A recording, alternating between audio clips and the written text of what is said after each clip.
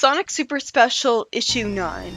We start out seeing Sonic Tails, who looks really weird here, and the others as kids playing in the winter, with Antoine apparently being pelted by snowballs until he would cry uncle, as I wonder why he continued to hang out with these guys, since they do nothing but bully him. What does he mean by, "this is my Waterloo"? We also see Rotor decide not to be called Boomer anymore, not because Boomer makes him sound like a terrorist, but because he thinks he's getting too old to be called by a nickname. They finished with Antoine being covered in snow, with Rotor joking that he looks like an ice cream sundae. Yeah, I can understand just Sonic bullying Antoine, but even the ones who are supposed to be nice? Tails, Rotor, Sally? It's always been an out-of-character moment for them, especially when we aren't even told what Antoine did to deserve it. Unfortunately, Rosie, who is drawn so different that I didn't recognize her, gets hit by a snowball, which worries the kids. But Sally's crying causes Rosie to forgive her, and I assumed it was just to manipulate her at first until I saw the tears. He's also explained that Sally had been trying to have fun with her friends to keep their minds off the king being thrown to his own asylums. Rosie decides that Sally and her friends should go ice skating on the frozen wishing well, and they start playing hockey there. I can't help but wonder why this downtime, quality time between the freedom fighters is happening when they were kids, and we never saw this during the peacetime arc when Robotnik wasn't there to bother them. Anyways, Sonic was moving so fast that not only was he cheating and not letting his friends play, but the friction he caused from his moving fast melted the ice. They then try to get some water from the frozen well and find a ring inside it, and Sonic asks if it's worth anything and they should check it out. You'd think in this universe everyone would know what rings are. For some bizarre reason, then Sally falls into a portal to the top of a roller coaster. I'm gonna bring up Sonic again. Why did he make it so that Sally would be transported here when that's totally pointless? She then sees her father with his face made of green crystal, and somehow recognizes it as her father who's there for some reason and on his own asylums instead of thinking he was just a statue. It then crashes through the crystal, and yet doesn't seem to react to it with absolute horror or anything. Then we see some copies of 3 freedom fighters, including Rotor, saying weird things inside of colored squares, and the real Rotor states the obvious that they've all been transported to some kind of weird zone. Then one of Sonic's friends, though I can't tell if it's Sally or Tails because of the helmet and perspective, says that the fact that they're all stuck together might be a sign that they're meant to stay as a team. Even though Sonic hasn't stuck with them, so what sign? And we see the ancient walkers say that the young chosen one is right. I guess that's Tails then. Then Tails says, "I wonder what happened to Sonic." It's such an amazing coincidence that he said that exact mimetic line before Sonic Adventure even came out. Meanwhile, Sonic had been pulled into another colorful zone, and I have to wonder why Sonic saw the point in sending him here. He says to himself that what none of his friends know is that he's been in another zone before, with Ray and Mighty. I can assume he didn't tell his friends about it because they might not believe him. Sonic then says that this zone looks brand new, still under construction. That's pretty interesting, it being brand new and yet there's still breathable air and grass and everything. It is a magical zone after all. Sonic decides to collect some rings so that he could potentially meet the actual creator of the zone and ask how it's done. Why would he think getting rings would let him do that? And why would he think the creator would agree to that? Unfortunately, he somehow finds Robotnik here, and also he's so young at this point that he calls him Julian instead. Unfortunately, Robotnik doesn't fill in the plot hole and tell us why we're here right away. And that just makes me wonder, why didn't the Zone Conflict Sonic throw Robotnik out of this zone with his orange spear thing, like he did with the female Robotnik? Sonic, while dealing with Eggman, shows on something new he's been working on called the Sonic Spin, making this the first time chronologically he did this in an important instance. And he uses the Sonic Spin to damage the hyperdrive and overload Eggman's machine, while Robotnik reveals that the reason he came here was to encounter the zone's creative force, because it's a primal source of power for him. That still doesn't explain why he was able to come here, when he didn't invent his interdimensional transporter thing that he only used once to go to Anti-Mobius until years later. Sonic then returns home with the rest of his friends also coincidentally returning home, and he throws the ring back into the well. I guess that's how he knew to come looking for it to make a wish against Eggman that one time. I still can't believe one ring sent into another zone though. What if supposed to be 50 rings that do that? This whole zone transportation was just pointless. Good, there's another story after this. We see Sally when her parents were still around, with all of them going on a trip together. Sally's pretty excited because she never gets to be alone with her father.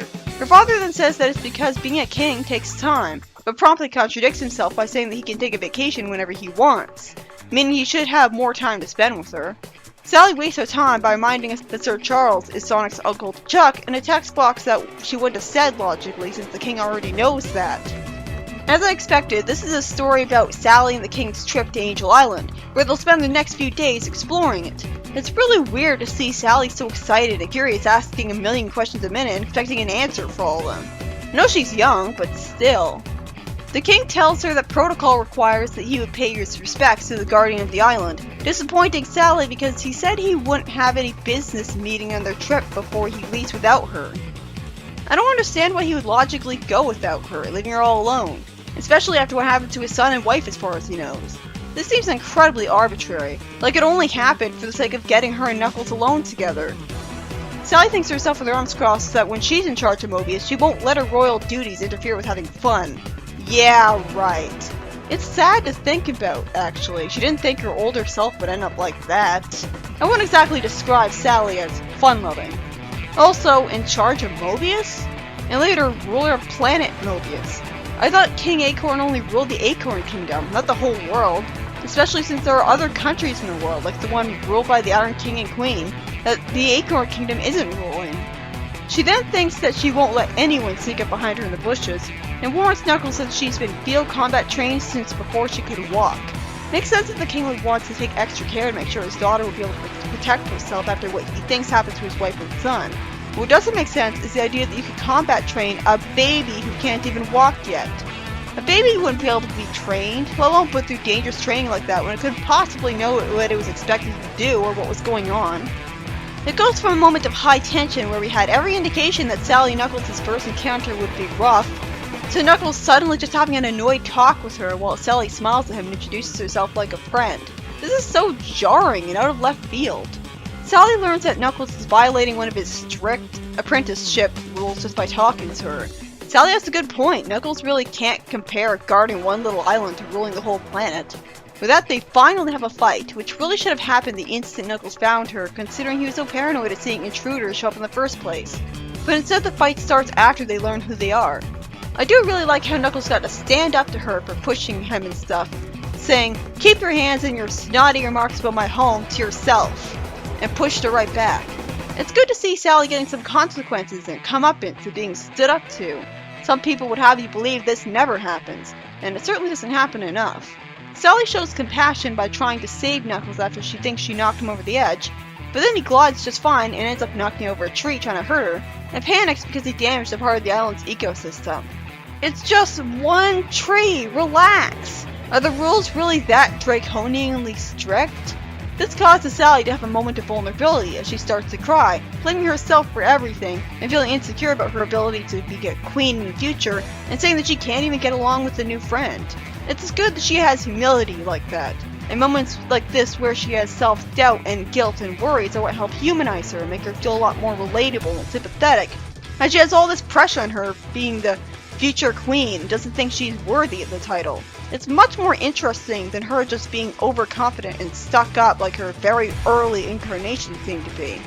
With that, Sally and Knuckles make a pact to not tell anyone that Knuckles broke some stupid rules, and Locke shows up telling Knuckles that he has to recite 6 more chapters from the Book of Myths. Why is he wasting his time teaching him about myths? Sally makes such a big deal about hiding their friendship and so on, even though they've only known each other for, I don't even know how long it's been, an hour? A few minutes? And yet already she's so attached to him.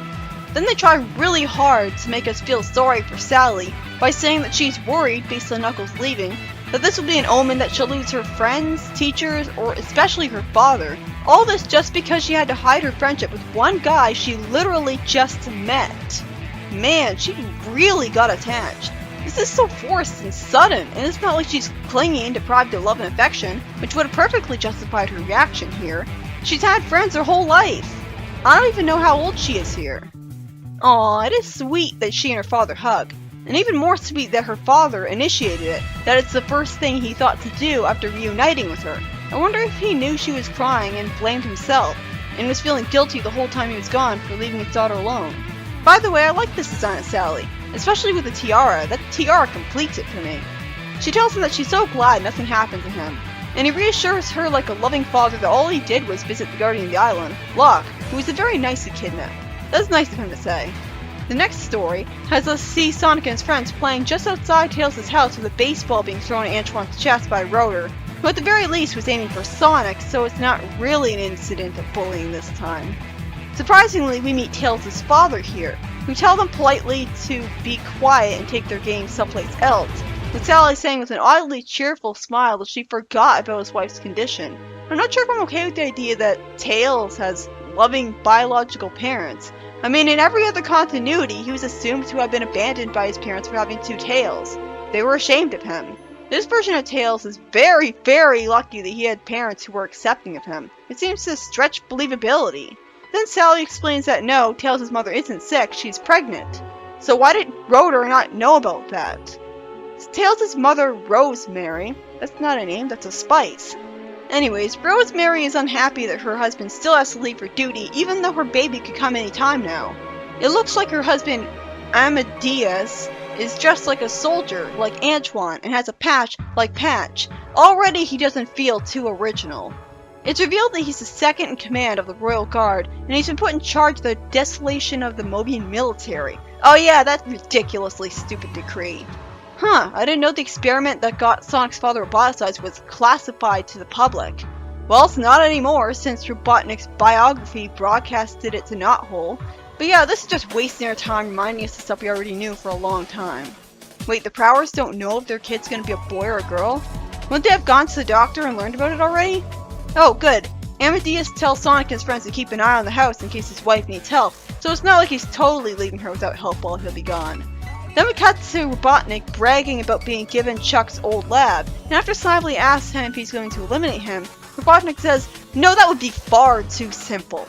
Translation, I'm an idiot. Then Amadeus witnesses Robotnik turning someone into a robot against their will, and him and Snively bragging about their plan. But of course his stupidity was his downfall, as instead of immediately using his Overlander weapon on Robotnik, he wastes a bunch of time telling him he's under arrest, and gets grabbed by a SWAT bot before he could prevent Robotnik's rise to power. So many things could have prevented that from happening. Meanwhile, predictably Rosemary goes into labor and gets taken to Dr. Quack with a wagon by Sonic, and Tails is born with Sonic and his friends there to meet him already. This is certainly unique for this continuity, that's for sure. In most continuities, Sonic found Tails in the woods when he was little, being bullied by people on an island for having two tails. But in this continuity, Tails never went through any of that at all, and everyone seems to barely react to the fact that he has two tails. Robotnik then shows up, and I'm very uncomfortable seeing that even Robotnik was present at Tails' birth. And he lies that Amadeus was in a contaminated room and has to be kept sterile so there's no risk to the baby. They look so smug and condescending while they're saying this too. Why does anyone trust them? Turns out Amadeus really is here, but I guess he's been roboticized and his mask and stuff are there to hide it. That's why instead of holding his son, he emotionlessly walks away and causes his wife to cry. I guess she doesn't consider that maybe he doesn't want to get the baby contaminated? Dr. Quack explains his suspicious behavior away as he's not used to being a father yet, and the king, I assume, makes up a lie to reassure her. Yep, roboticized, as I expected. So why didn't Tails' father get his free will back later? Was he out of the country when the Ultimate Annihilator was activated? It is pretty sweet that Sonic picks up and hugs Tails when he was first born. Although again, it's weird to me that he knew him for literally his entire life. The first story was by Mike Gallagher, and went from the Freedom Fighters playing hockey together, or rather watching while Sonic played the whole game himself like a selfish dick, to a complete waste of time as they all get transported to two wacky zones just because they found one ring in a well. Why did this even happen? This is another reason they probably shouldn't have tried to introduce the Zone Cops so late into the comic, because now I can question why the Zone Cops didn't show up and immediately warp them back to their homes, and why Sonic decided to make them come to these zones in the first place. Especially Eggman, since Sonic dealt with a female Robotnik in the same situation right away, but this one is allowed to do whatever he wants. The second story, also by Mike Gallagher, was a closer look at something we already know about, Sally and Knuckles meeting each other as kids. But to prevent it from being totally pointless, there is some new information. They had a fight that led to Sally having a moment of vulnerability where she felt terrible about herself and what had happened, and it's good to let her have moments like this to make her sympathetic. What I can't understand is why Sally suddenly thinks of Knuckles as such a close friend and is really upset at leaving him when, for all I know, they've been with each other for only a few minutes and barely even had a conversation. And already Sally's so emotionally attached to him that she starts to get an irrational fear that she'll lose a lot of her loved ones just because she couldn't hang out with him. This is so forced and out of nowhere. And the final story, also by Mick Gallagher, was easily the good one of the three. It shows you what happened to Tails' father, and Tails being born with Sonic and his friends all present at it, something that's pretty unique for the Sonic franchise, contradicting every single other account of Tails' backstory. Looks like he's never been bullied at all. It really speaks to how open-minded Sonic is that when he sees his two tails, he simply comments that he was born with both of his parents' tails.